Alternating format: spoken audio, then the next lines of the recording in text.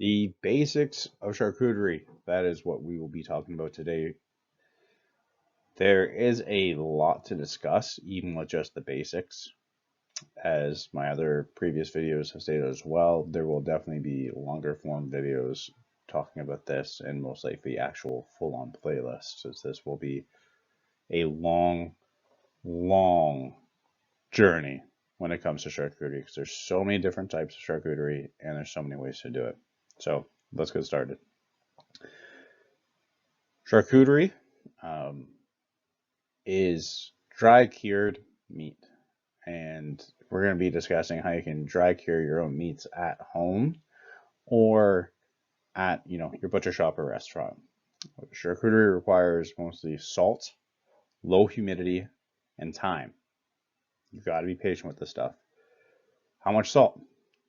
Absolutely no less than 2%. And that's by weight, sorry. No less than 2% by weight, and no more than 3.5% by weight, or else you risk it becoming really salty. There might be specific things you're looking for, something bigger that you might require that, but it's not. I don't want you going above that unless it's something you're an expert at.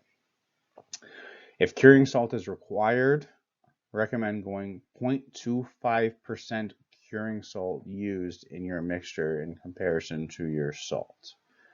This is typically only required with lower temperature smoked food. So what that means is if you're going, below 150 degrees on your smoke, the food is going to stay in the danger zone really long. So you have a risk of exponential bacterial growth, and this is going to combat that. The other time you would want to use something like curing salt or pink salt 1, whatever. Like there's lots of different types of curing salt you could use. You would use that more for something that you're trying to keep shelf stable for an extremely long time. It definitely will preserve it longer than just salt for something specifically like force meats, where the interior of it can't dry as well as whole meats. You can also use sugar as a preservative to avoid excessive saltiness and to apply a bit of sweetness. You will see this a lot in bacon. Al Benton bacon uses kosher salt, bit of curing salt, and brown sugar, pepper, and he uses a lot of smoke. His is very smoky. If you want a product similar to his, he smokes it all day and night with a lot of smoke, and he does not worry about whether or not something has a clear or clean smoke. And the sugar adds, not only a nice sweetness, but it's another way to preserve it without having to add even more salt. Now, humidity and time. Um, these are two really, really important factors that will definitely vary a lot more depending on the product because of how fresh the product is. If it hasn't been, dry hung itself, it's going to be full of a lot more moisture. Also, your fridge. The most home fridges are going to be pretty darn wet. So depending on where you put it in your fridge, such as an air crisper or something like that, will affect how long it takes to get to the desired outcome. You want a very dry environment for the best results. If possible, design a specific fridge for it or get a specific charcuterie fridge. Large walk-in coolers at restaurants or butcher shops are great. They're fan fed typically. Not only does it help keep dry, but because it's fan fed, the air circulates frequently. Right? Time can vary a lot depending on the product, which, like we just discussed, not how dry it is, but also the size, right? Like a prosciutto is going to take, probably 6 months to a year compared to bacon that's, 1 to 3 weeks, depending on how dry you want. You could probably go longer if you were making something really, really intense that you're specifically looking for, but 1 to 3 weeks is how long bacon typically hangs out for. Yeah, and then going to hams, prosciutto, yeah, 6 months at least. And you see some that are hung for years. It just intensifies in flavor, and this also probably depends on regulations depending where you are. I'm sure there's specific areas that require a minimum and a maximum amount of time that you are allowed to dry hang cured meats for. With so many variables, it can often be hard to tell when your product is ready when you're first starting. You should weigh your product before drying it and then weigh it throughout. So if you're relying solely on the dry cure process, then it should weigh 30% less than when you initially weighed it. At that point, it should be fully cured and ready to eat. If you are going to be smoking or cooking the product, you can get away with even just 10% loss or even a little bit more. You don't need to go all the way to 30%, although it'll still be a great product. I mean, you could get it to 30% less and then smoke it, but it will become even saltier because you're going to get more moisture out of that product, which means that per gram of protein, there is a higher ratio of salt. So a drier product also equals a longer lasting product as well with that because there's less bacteria and more salt per gram. On the next one. Whole meats are easier when you're starting out, and this is what I recommend everyone start out with. Force meats tend to be a little bit trickier. So they require less space and salt than force meats. And so let's just start with the first one. We even already mentioned it. Bacon uh, is one of the easiest ones that you can start off with, and it's one that you can share very easily with friends. Um, I'm sure a lot of people wouldn't consider it charcuterie, but you can dry it enough like a really dry, well smoked bacon you can easily eat raw. I eat my own bacon raw. It's not that, you know, floppy stuff you get in the maple leaf package. Like mine is really dry, like it's firm, and I enjoy it. I slice it as is and I'll take a little bit. It's great fried too. Don't get me wrong, but it's perfectly safe to eat. That's not going to be an issue. Stuff from Maple Leaf, it probably, but in theory, is safe to eat. I wouldn't really want to do it. It's not going to be the greatest texture. It's going to be floppy and chewy and just not the best. Jerky, it's a great first step as well. Easy to store, easy to transport and share with friends. This is something that usually you want to smoke. I have made it without smoking, which I mean, some people might say, oh, it's not jerky then. Tastes pretty similar, just no smoke. I made a pork jerky when I was living out in basically nowhere. Went to my local grocer. They had pork loin on sale. Bought it, cleaned it up, decided that I wanted to make my own jerky. Took the fat cap off, basically sliced it extremely thin. Just did salt, sugar, pepper, crushed chili flakes. Let it sit for about 3 weeks, and just like jerky, it was dry as heck, tore apart. If you have a smoker, even better. But if you don't have one, you just got to be a little more patient. Or you can use a dehydrator if you have one of those as well. Those are, obviously you can use indoors and much more readily available and less of a hassle than a smoker. They just won't impart the extra flavor, which some people use liquid smoke for. I don't have that down here. I don't recommend using it. It doesn't taste the same to me. But if you enjoy the taste, feel free.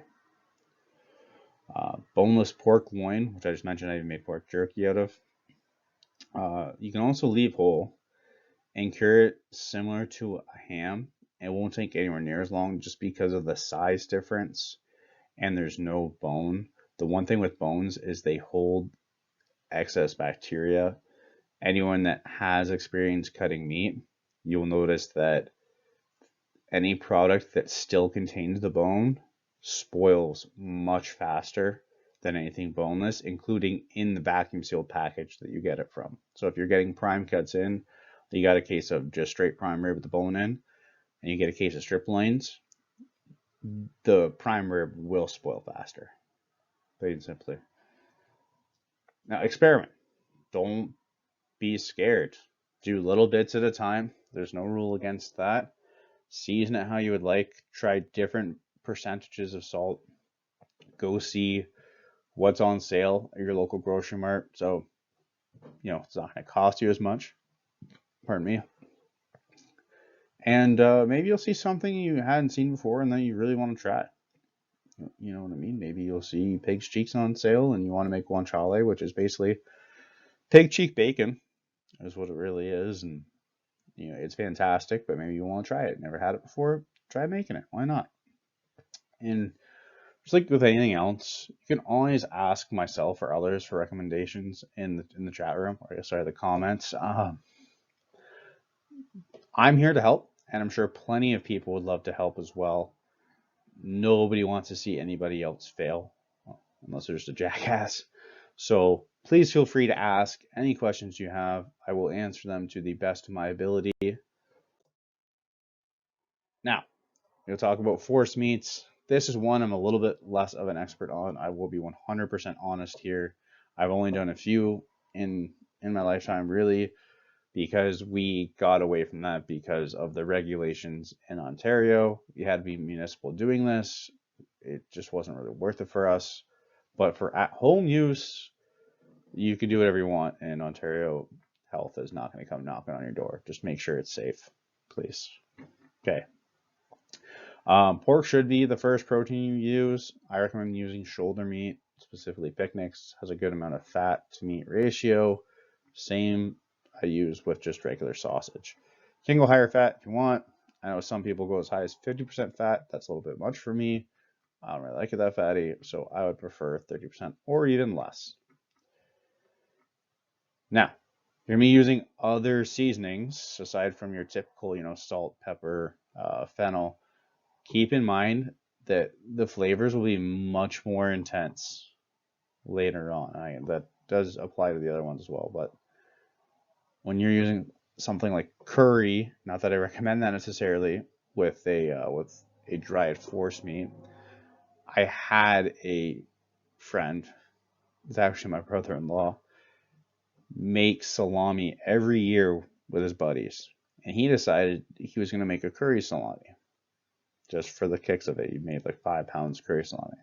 Gave me some of it. It actually tasted pretty good, but he wasn't thinking about how much stronger it would get over time. And not only that, but he didn't think to pre-cook it. Now, curry is, one of the few spices that I would recommend doing that. Like if it's going to be a force meat that you're not cooking, that you're just dry curing, that's something that you typically would want to cook off a little bit. Turmeric, I'm sure you'd want to too, which is obviously an ingredient in curry. But make sure you're researching the spices that you're using and that you're careful with your measurements, especially the first time. It's better to underdo it on the other flavors aside from the salt. You want to make sure you have that right no matter what. But it's better to underdo it the first time and then you can adjust for next time. So keep a log. Say for 10 pounds you had put 0.05 pounds of curry in, and it turned out to not be enough. Okay, next time you go 0.07. Okay, like it's still gonna taste good because you're still gonna have the salt. It's still gonna cure properly. Just go from there. And honestly, I probably wouldn't recommend using curry as your spice for it, but do whatever you'd like. The most common ones are definitely salt and fennel powder. Those are the most common Italian ones, along with black pepper. And if you do something like a mortadella, you'll see pistachios as well in traditional ones. A sausage stuffer of some kind will be required. This is one of the reasons why I think this is something you should get into after you already have experience curing other things, because it's just another expense. Most sausage stuffers, even hand crank ones, are pretty expensive for what they do, in my opinion, unless it's something you're going to do very often. You can get like KitchenAids, I think, these days with not only a grinder attachment, but they also have a horn attachment in order to do the sausage. But that's only if you have a KitchenAid, and if you're going to do this that often. If you don't have one or don't want to buy one, ask your butcher if they'd be willing to pump your recipe. Most of them are going to say, okay, you got to buy the product through us and just give us your recipe, because it depends on where you are. But where I am, if you brought me a product from outside that is not inspected, I am not supposed to be touching that product. Like, a lot of places will do it if maybe they're closed for a day and they can clean everything perfectly after. I know that that's okay some places, so long as it's not, there's 0% risk of contamination with other products and it's all going to one person. It's not an issue some places. But I mean, they probably going to charge you at the ass just for doing that, Whereas if you're just buying all the product through them, the labor is not going to be as expensive. And you've got to go buy the product somewhere else anyways. So you're better off just skipping it all, do it all through the same butcher. And they they might say no. If it's a real local butcher shop that you know very well, they'll typically say yes. We do custom sausages for people when they ask. Not many people really ask. But once in a while we get the request and we'll do it so long as it's enough. If someone says, hey, I want 2 pounds pumped of this, I'm going to say no because I'm going to have more stuck in my stuffer than what that person's going to get. It's not going to be worth it for them or for me. It's got to be a minimum of 15 pounds for us. Ask your butcher to see what the minimum would be if they have a minimum or if they would even do that. Depending on who they are, they might even be really nice and help you out in another way. If they've got both a hydraulic and a hand crank backup, they might say, hey, you could borrow this if they know you well enough. I know if I had a regular come in and say, hey, can I borrow, your hand crank? I'd probably say yes. I would just take their ID and visa down first to make sure if they got off with it, I got my money back. That does it for this video. Thank you very much for your time. Please leave feedback. Let me know you enjoy, you didn't like. We will definitely be talking about this more in future videos and playlists. Thank you so much. Stay awesome.